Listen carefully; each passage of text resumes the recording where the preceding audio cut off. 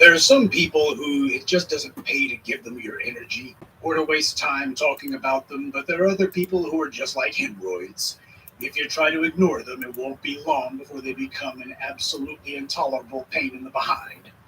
I had seen Barry Weiss on Bill Maher's little sideshow, and I at first thought, I'm not going to say anything about it because she doesn't deserve our time or our energy, but she was trending on Twitter. I know a lot of you guys probably saw it, so I think I need to at least say something. Now, I had heard of this woman a few years back. She was just another of those asinine Ben Shapiro, Milo Snuffleupagus clones. She'd write some crazy crap devoid of facts or even an interesting take. Barry Weiss didn't really actually come to anyone's real notice until she got herself hired at the New York Times by a fellow right of center individual.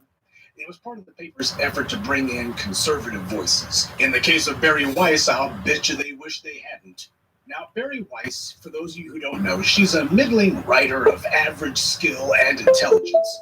If you ever had the misfortune of reading any of her brain fart scribblings, it would become excruciatingly apparent she didn't get hired based on her writing ability. She got hired because of the old boy network. I'm no fan of Thomas Friedman, but at least when he writes, he gives the occasional witty turn of phrase in spite of himself. David Brooks is the resident apologist for all the right wing's bigotry, but at least he tries to deliver a profound sentence once every 10 years. My point is that even if I disagree or even oppose this or that pundit or writer, I'm still able to evaluate their writing as an exercise in style, if nothing else, basically as a creative writing piece published in a newspaper.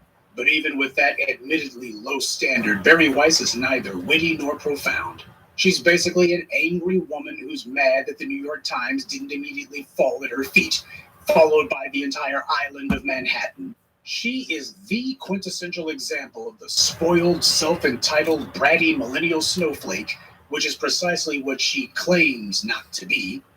It's very easy to dismiss Barry Weiss as a millennial douchebag with her head up her behind because, well, she's a millennial douchebag with her head up her behind. And just for the record, I'm sure she's as much an embarrassment to the millennials as she is to. Now, Barry Weiss called wokeism a creation of the under 40 crowd. This moron doesn't even know that it was Gen Xers who created that term and many things. There are these white people who lag so behind black culture they aren't even qualified to insult it or denigrate it because they don't know what happened, when, or who even did it. When you have some person who is attacking grounds that their generation isn't traditional enough, that's someone who's auditioning for a job from the elder set. Simply put, Barry Weiss is an economic and political harlot.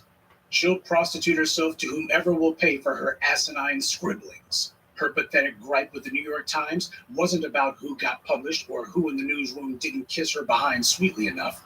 Her problem was she realized that she had gone as far as her feeble lack of talent would take her there. So she did resign from the New York Times, but I think it's even money that she understood that she better jump instead of waiting to get pushed. And of course, because she's Barry Weiss, she couldn't just leave gracefully and leave it at that. Instead, she predictably lashed out with this whining, meandering, self-pitying rant where she pretended to be persecuted even though she hadn't said anything in the prior 3 years.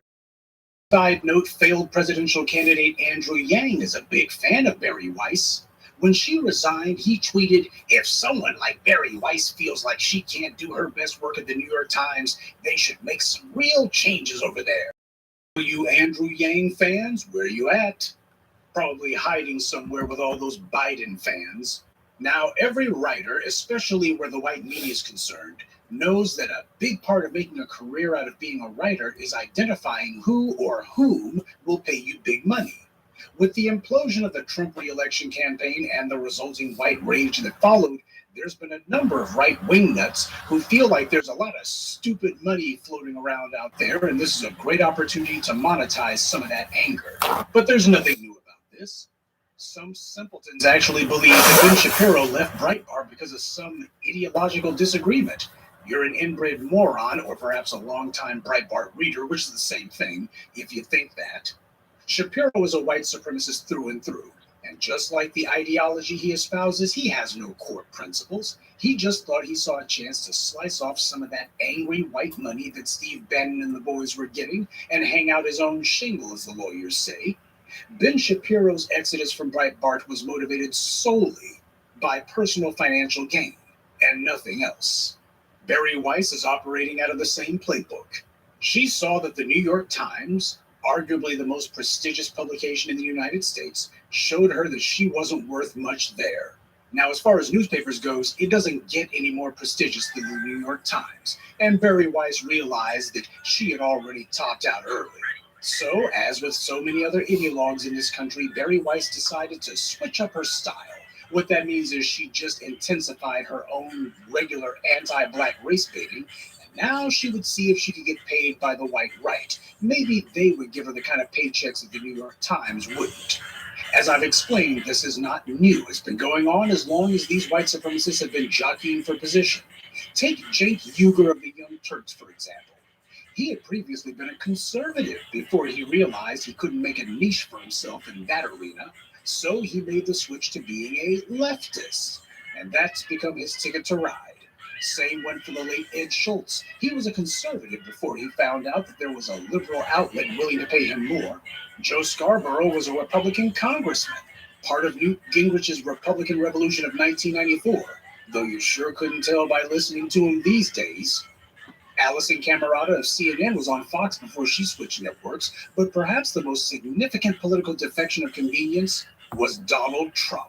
Trump was a run-of-the-mill Democratic donor and supporter for decades, a typical New York Democrat. But when he wanted to become president, he knew the Democrats wouldn't make room for him. The field was too crowded over there. So he went to the Republican side and out-crazied the crazies. It's all the finesse family. That's what I'm trying to tell you. They identify whatever ideological camp they think will pay the most, and then do their best to jump out in front of it and convince everyone that they're the leader of the parade.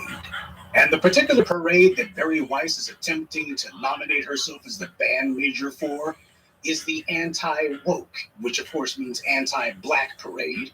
All she does is whine and complain about protests against police brutality and anything involving black people. Apparently, America hasn't given enough opportunities to white folks, don't you know? I guess Bari Weiss conveniently forgot that she chose to resign from the New York Times, the most prestigious newspaper in America. Nobody stopped her from getting hired there. She got hired there because she's a white woman with white contacts and a white publication. Whiteness got her her job. It dang sure wasn't her skill.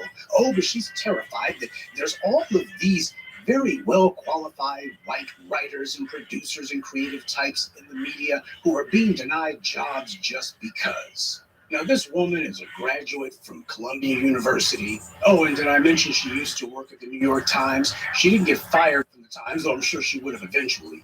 Instead, she chose to resign, and yet she runs around now full-time bitching and complaining that apparently the white folks just can't catch a break. They just can't get a fair shake in this country. Now, as part of her Don Quixote-type war against blackness, wokeness, Bari Weiss has an account on Substack.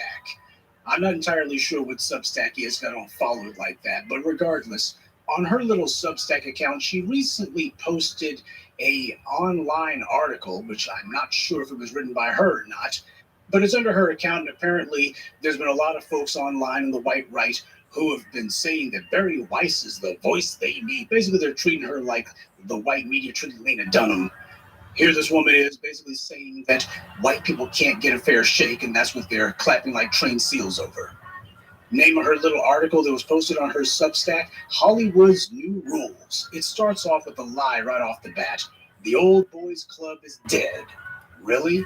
You take a look at who the executives are, you take a look at who the media moguls are, you take a look at where the money is in Hollywood. What old boys club is dead? The people who have been calling the shots all along are still calling the shots, but that's part of how white supremacy operates. Maintain its advantage by denying that it has the advantage. That tactic is as old as white supremacy itself. I'll spare you the excruciating details, but long story short, this is a piece of propaganda crap that's basically saying that There's open discrimination against white males in particular in Hollywood. Oh, won't someone think of the white males? I mean, I can't even think of any white men who run anything in Hollywood. I can't think of any white writers who are working or any white directors. Well, except for 90% of them, that is. But this article is pure garbage. What it's basically saying is that there's been too many opportunities given, especially to black people, and the white folks have been shut, the white males in particular, specific about white men. White males in particular have been shut out of Hollywood. They provide absolutely no evidence whatsoever of this. But take their word for it, it like totally happened. After all, they posted it on the internet, and if it's on the internet, that means it must be true. But while Bari Weiss's Substack is busy spreading misinformation and outright lies about the balance of diversity in Hollywood, one of the things that I thought was very interesting was they singled out Agent DuVernay by name specifically as part of the problem. As Bari Weiss's post says, to help producers meet the new standards, the filmmaker, Ava DuVernay, who was recently added to Forbes' list of the most powerful women in entertainment, along with Oprah Winfrey and Taylor Swift, last year created Array Crew, a database of women, people of color, and others from underrepresented groups who work on day-to-day production. This post goes on to say that more than 900 productions, including Yellowstone and Mayor of Easttown, have used Array Crew. Privately, directors and writers voiced irritation with DuVernay, who they said had exploited the post-George Floyd moment. Jesus, I cannot believe... Oh God, my stomach is turning already. I am not about to let these mental midgets on the far right put me in a position where I actually have to defend Agent DuVernay, because that ain't going to happen. But I do think that it needs to be said. As you guys know, I've followed Agent DuVernay's exploits and exploitation for a while now. And as far as that whole Array thing goes, that goes back at least a decade minimum. Agent DuVernay has long been trying to figure out ways to make herself a power broker in Hollywood. She's long been trying to figure out basically how to get as many people beholden to her as possible. She's been playing the loyalty game. That's how she wound up being good friends, I guess you call it, with Ryan Coogler, among many others. That's what she's been doing. She's been doing her networking thing, scratch my back, I scratch yours. We try, be part of my group and things will happen. She's been doing that for a while. It didn't just happen in the last year or so. So that's the first problem. Second problem happens to be to put George Floyd's name in there. Oh yeah, they just have to shoehorn that in there somewhere because that's the talking point they actually wanted to reach. It isn't about Agent DuVernay at all. It's a matter of we got to find a way to bring George Floyd into this.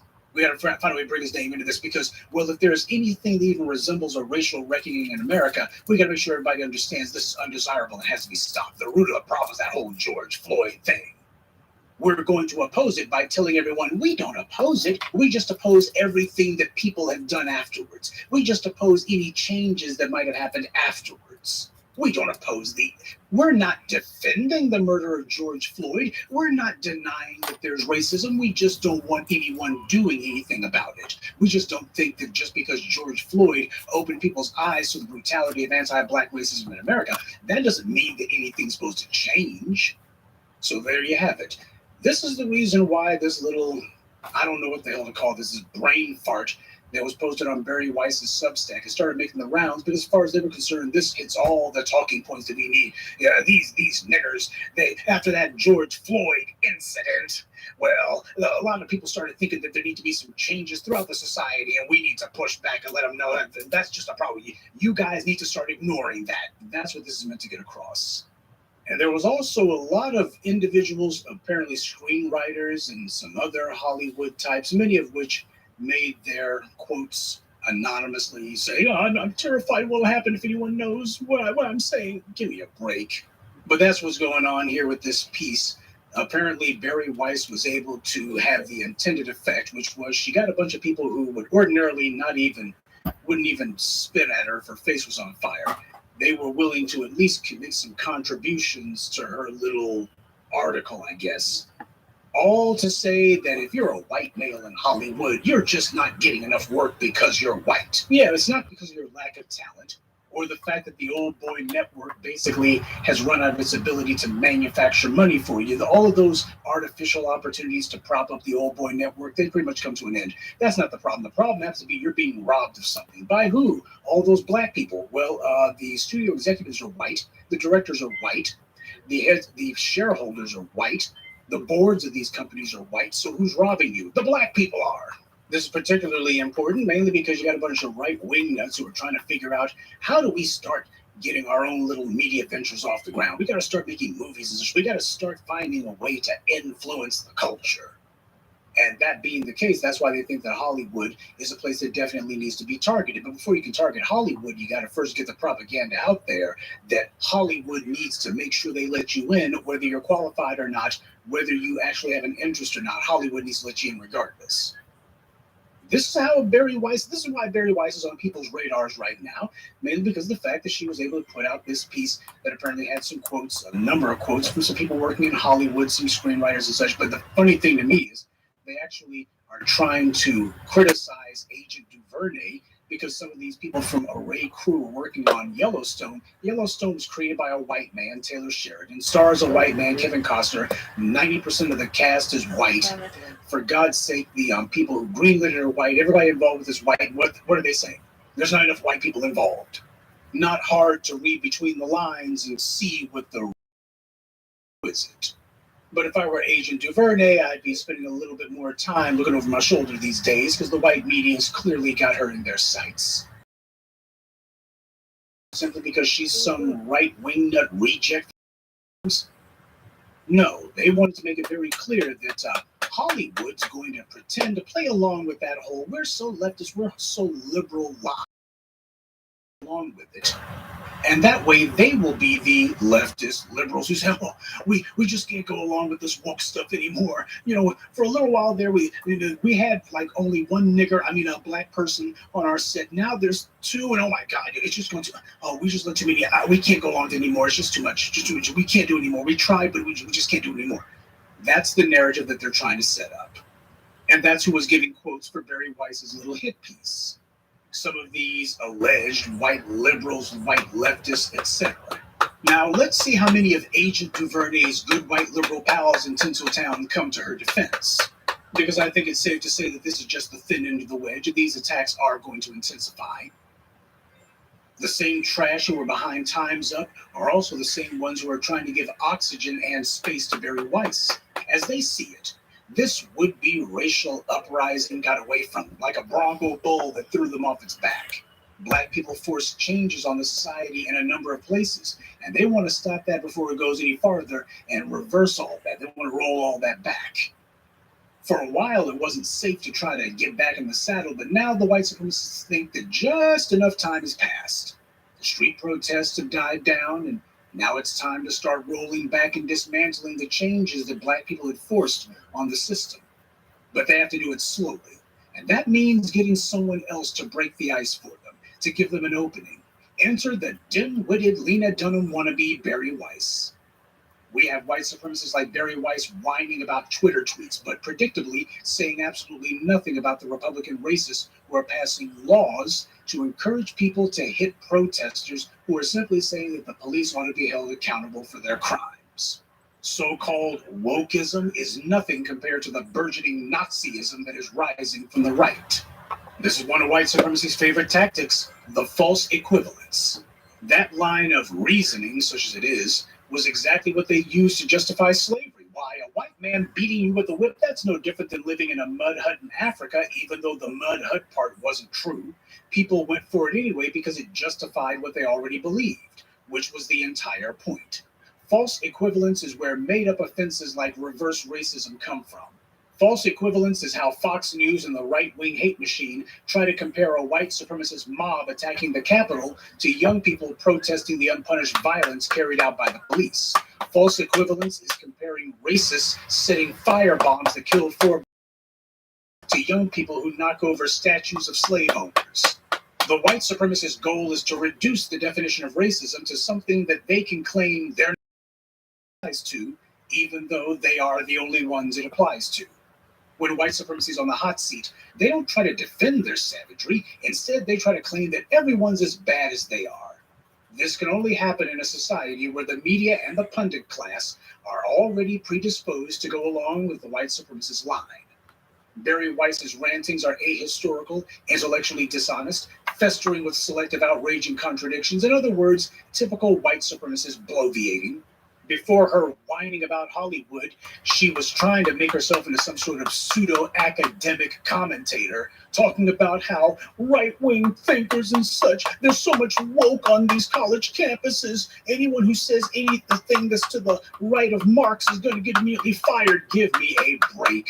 There are plenty of black teachers, professors, and administrators who have been fired, denied tenure, racially harassed simply for teaching basic history and common sense. Cornel West, the internationally known academic, was denied tenure by Harvard University. Barry Weiss whined and complained that Harvard was stifling free speech, but Cornel West's continued degradation by Harvard never came up in her narrative. I guess it just didn't fit. Harvard is a bastion of wokeism, she says. Yes, so much so that one of the patron saints of the New Left has been repeatedly denied tenure there. That's how much that Harvard loves wokeism. They adore wokeism. Why, you got to be woke in order to get any respect on Harvard campus. That is, unless you're woke. Barry Weiss, like all the other white supremacist propagandists out there, carefully cherry picks who her victims of Harvard's biases are. And of course, they're all white, they're all way right of center, and they all have something to do with saying or doing something against black people.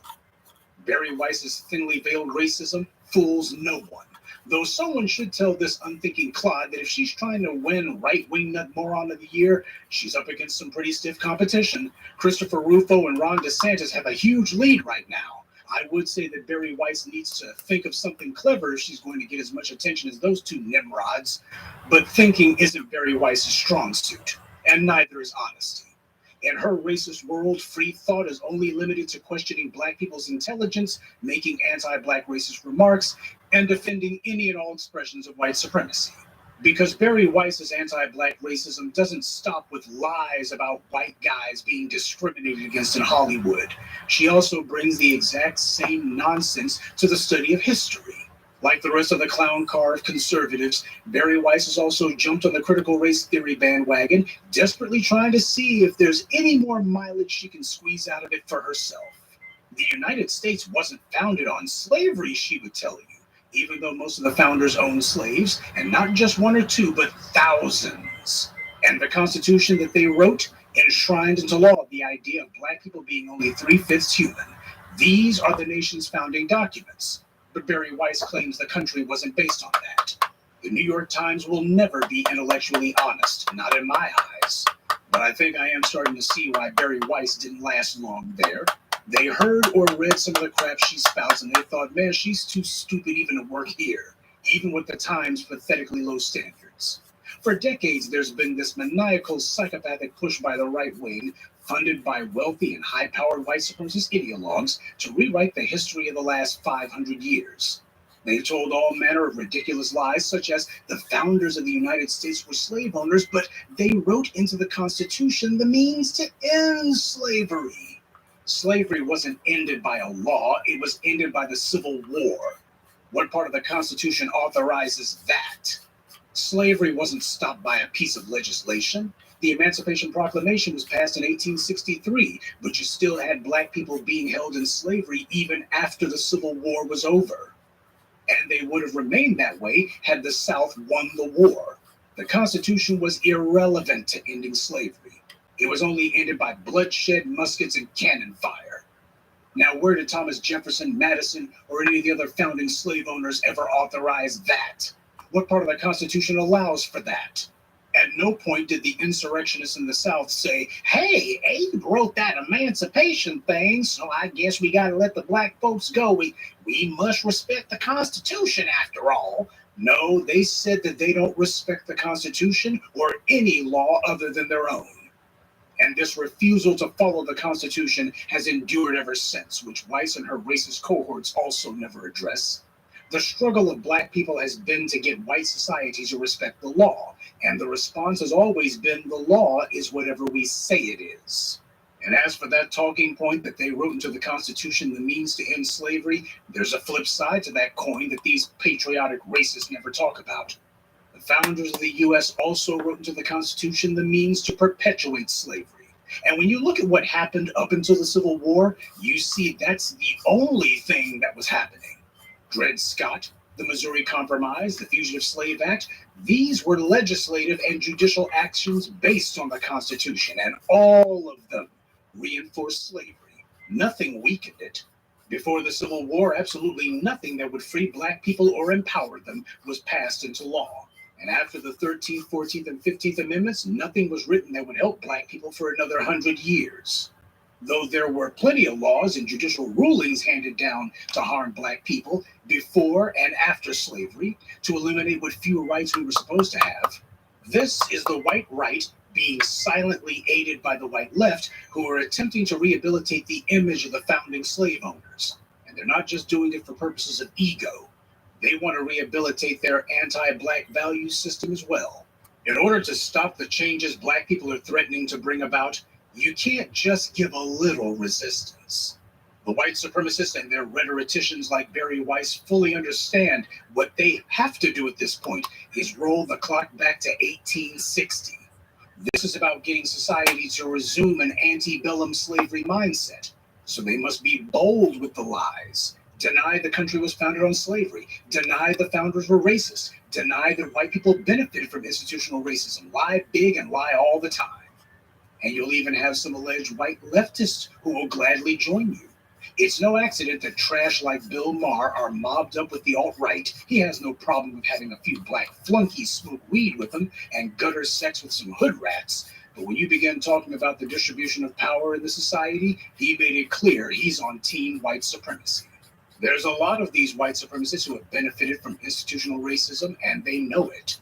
So when you threaten it, they put aside the phony rhetoric and show what they really think. That's what Bari Weiss's little propaganda piece was meant to say. It's meant to say, hey, white left, it's time to get on code. We gotta get on code, y'all. So that's the reason why you see Bari Weiss and Bill Maher as best buds hanging out together.